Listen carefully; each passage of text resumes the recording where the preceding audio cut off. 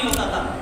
राजा इस पर बहुत क्रोधित हो गए और उसको आदेश दिया इसको राज्य से निकाल दिया जाए, बाहर निकाल दिया जाए, क्योंकि ये कुछ किसी लायक नहीं है, इसको बाहर कर दो। अब राजा जब उस लड़के को बाहर कर देते हैं तो वो जीवन में कुछ किया ही नहीं था, तो जब बाहर गया कुछ नहीं कर रहा था, तो उसका पेट कैसे भरता?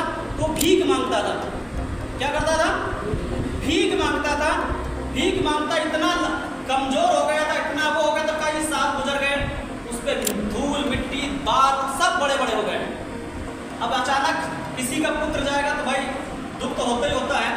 तो राजा को याद आया, पुत्र मेरा काफी समय हो गया, अच्छा सैनिकों का आदेश दिया जाइए, पता करिए, ढूंढ के उस लड़के को लाइए। तो सैनिक ढूंढने गए इधर उधर, एक चौराहे पे देखा तो इतने बड़े बड़े उसके बाल थे, उसके इस तरीके से ना कि वो पहचानने में नहीं आ रहा था। पर जो पुराने सैनिक थे उनको देखा, लग रहा ये राजा ही बेटा है। देखा उसको बार बार साफ किया, देखा तो धूल बहुत लगी थी, उसको धूल साफ किया तो उसके हाथ पे निशान था, राज्य का निशान होता है, राज्य परिवार का जो होता है, राष्ट्रीय परिवार का उनमें निशान था। देखा हाँ ये राजा ही बेटा है।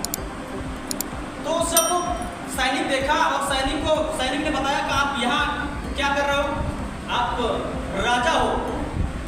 तो उसके अंदर अचानक से एक तेज उत्पन्न हो गया, एक ऊर्जा आ गई, जैसे उसने कहा आप राजा के बेटे हो, एक इतना तेज आ गया, आदेश दिया नहलाओ मुझे।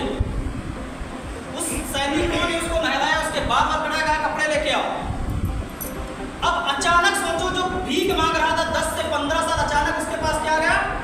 जैसे ही सैनिकों ने उससे कहा कि आप राजा के बेटे हो, एक ऊर्जा का संचार हो गया।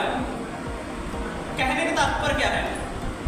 आप सब राजा हैं, आप सब